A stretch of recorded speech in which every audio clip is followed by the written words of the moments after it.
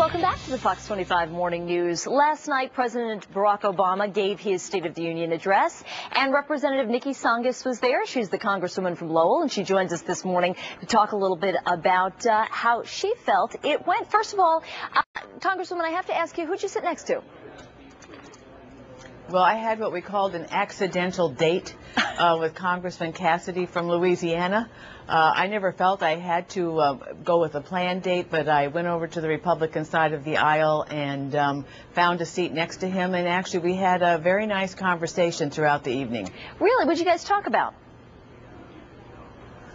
Well, all sorts of things. We didn't really talk so much, focus on the president's address. Once that was underway, I think we both brought our own views of what he was saying to it. But in the course of it, I think talked a little bit about energy policy, sort of curious about how each of our caucuses works as we face the legislative and the real challenges of the time, and just had some fun, really.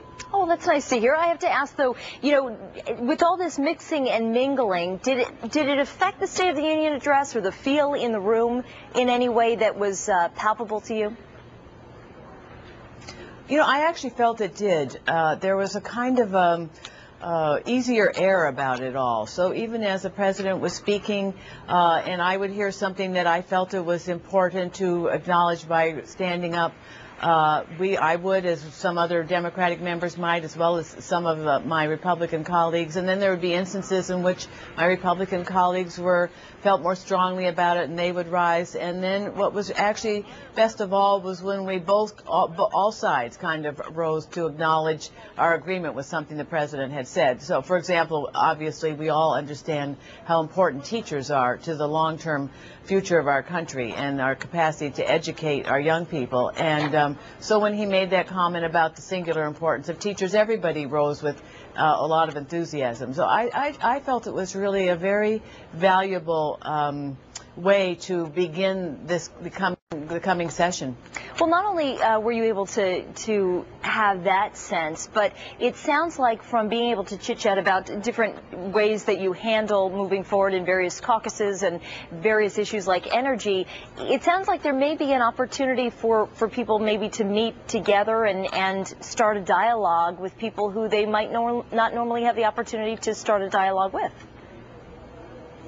Well, you know, we do that all the time, but in a more formal context when we have committee hearings, for example.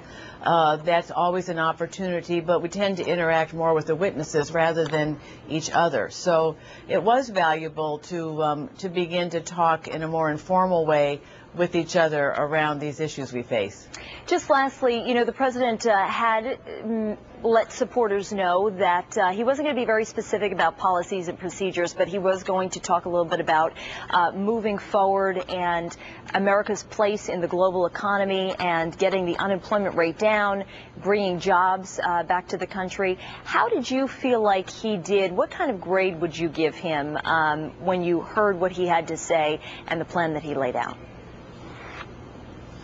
Well, we know that the great challenge is jobs. I mean, we stopped the free fall with all the extraordinary actions we had to take in the past 2 years. But the challenge we have going forward is replacing the millions of jobs that were lost. And I thought it was important to focus on some of the bigger challenges we face going forward.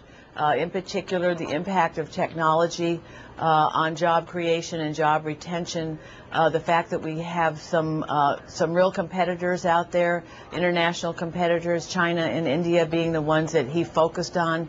So we know we have a lot of work to do to replace those jobs in the face of those two challenges. But I think it was important that he focused on capacity to innovate. I know in Massachusetts and the 5th District, we have remarkably innovative companies who are always in the forefront of new technologies and new ideas.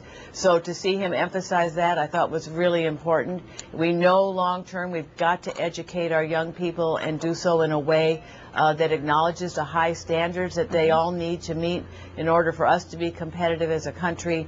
And I held a jobs forum a couple of months ago in which I brought together a lot of small businesses, and they emphasized the need to invest in infrastructure. So it was important. I was pleased to see the president raise that as well. Representative Niki Tsongas, thanks for joining us this morning on the Fox 25 Morning News. Thank you. Thank you, Elizabeth. Thank you. Gene, up to you. All right. Thank you, 950 Elizabeth. Just about everything can be a click away.